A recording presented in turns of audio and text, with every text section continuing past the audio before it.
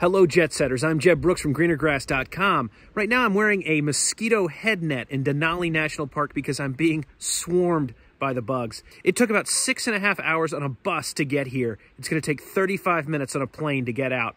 Join me as we check out some of the most amazing flying on the planet, Alaska bush flying.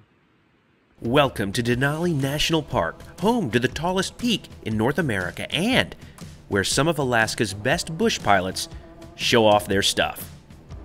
Way up in the rugged interior of Alaska, you'll find 6 million acres of protected lands. Denali National Park and its contiguous preserve are larger than the entire state of New Hampshire. There's a single, one-lane, 90-mile road through the park. Only 15 miles of it are accessible to private cars. So visitors wishing to travel beyond those 15 miles must either walk, ride a bus, or fly. We spent 3 days in the park's backcountry and the remote mining town of Kantishna, where the mosquitoes far outnumber miners. To get there, we flew 5 hours from the East Coast to Seattle, then another 3 to Fairbanks before getting on a train for 4 more hours, and then we took that bus for 6.5 hours along those treacherous 90 miles. And when it was time to leave, rather than getting back on the bus, we opted to experience the stuff of legends, Alaska bush flying. Our flight, scheduled for somewhere between 35 minutes and an hour, depending on what we'd see, was a lucky mix of flight seeing and true transportation. In this video, you'll see just how lucky we were. Every visitor wants to catch a glimpse of the park's namesake, and a glimpse is pretty much all most visitors will see of Denali. During our time, this was the best view we'd gotten, but on our last day, the day we were due to fly out, we woke up to an unusual cloudless day. This was going to be a truly remarkable flight, so we made the short trek over to the Kantishna Airport.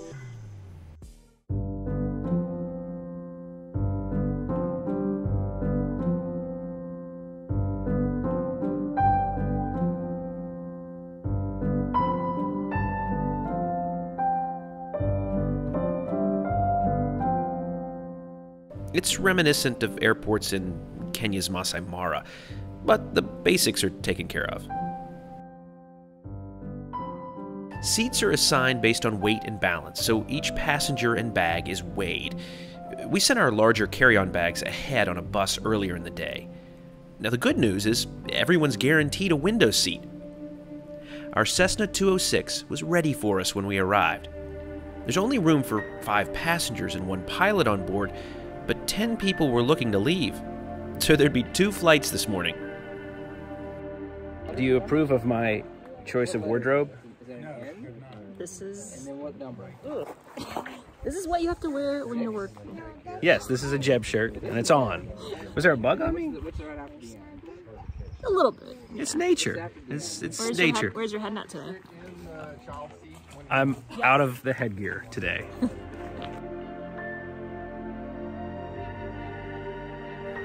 The airport is surrounded by terrain, and I was glad to learn our pilot had extensive experience flying here in Alaska. What's the most remarkable thing you've seen from the sky? Let me know in the comments below, and keep watching to see my answer. We quickly got on board, then our pilot started the engine. We taxied down the 1,800-foot runway, and in no time, we were airborne. If you haven't flown on a smaller airplane like this, you might not realize just how visceral the experience is. Everything just feels closer. It's a real rush for any aviation enthusiast to hop on board a smaller airplane like this one. It's real travel. For miles on the other side of the park, all you see is tundra. But as we got up above the hills surrounding the airport, we caught our first real glimpse of the Alaska Range. Now, our original plan was simply to fly from Kantishna to the park's entrance, a 35-minute trip, but with weather like this, our pilot took us on a thrilling ride to Denali. As we got closer, and Denali filled the windows, its full 20,310 feet came into perspective. Now, I once had a similar flight to Everest, but that was a much different experience. Everest is surrounded by other peaks, almost as high as it is. Denali, on the other hand, stands alone. Nothing nearby comes close to its mind-boggling height. It's a truly remarkable mountain. Again, the weather made this a special day. Our pilot told us he sees maybe 7 days like this in a season. Even he got in on the action.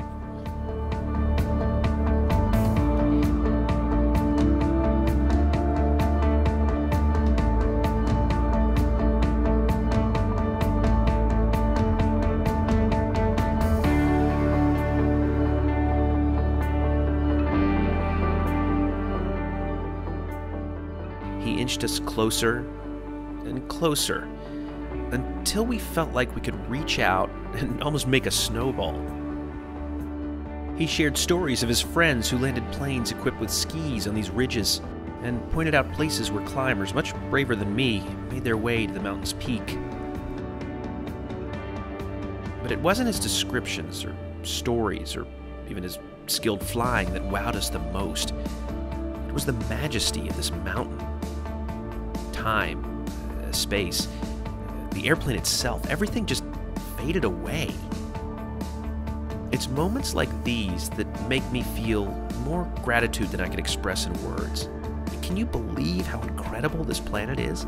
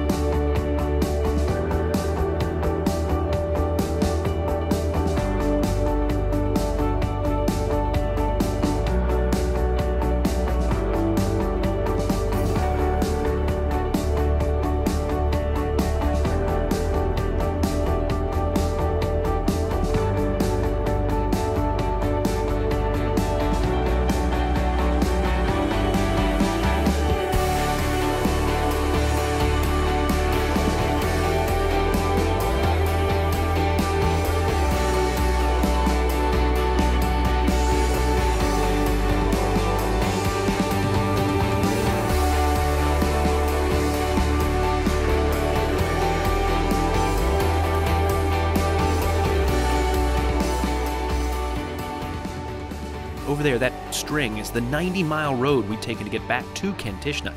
Again, that was 6 hours. And without the deviation to explore the mountain, a flight back to the park's entrance is only 35 minutes. There's a lot more to the park than just Denali. The views for the rest of the trip were equally impressive.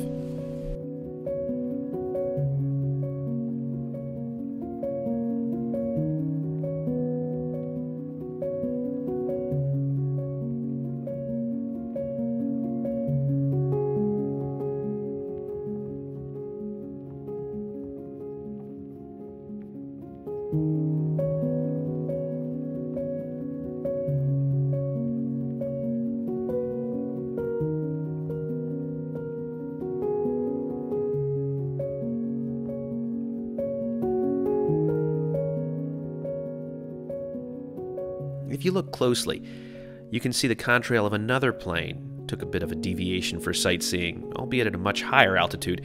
We were just above 10,000 feet. Now, it's possible to book a standalone flight-seeing journey with Kantishna Air and just see the highlights of this region. But with this, we had the best of both worlds. Unbelievable views and transportation. When the park's entrance appeared, we suddenly jolted back to the realization that this was, in fact, transportation and not some kind of magic carpet ride. We did, indeed, have a train to catch. If you're already a subscriber to the channel, you know this is another episode of our Wilderness to Waikiki adventure, in which we're traveling from here in Alaska to Hawaii. In the last episode, I shared our whole journey on the Alaska Railroad, which was split up by this trip. In the next episode, though, we'll travel on one of the most interesting air routes in the United States, Anchorage to Honolulu. So be sure to subscribe and ring the notification bell so you don't miss it, or just check the link in the description.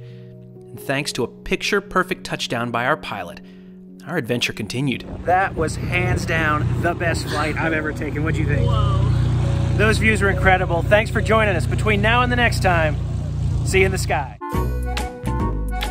Surrounded by mosquitoes.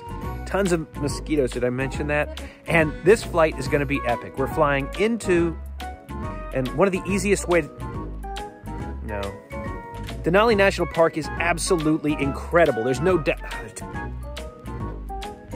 But 35 miles. Hello, Hello. We're boarding today through gate number 3 here at Kantishna.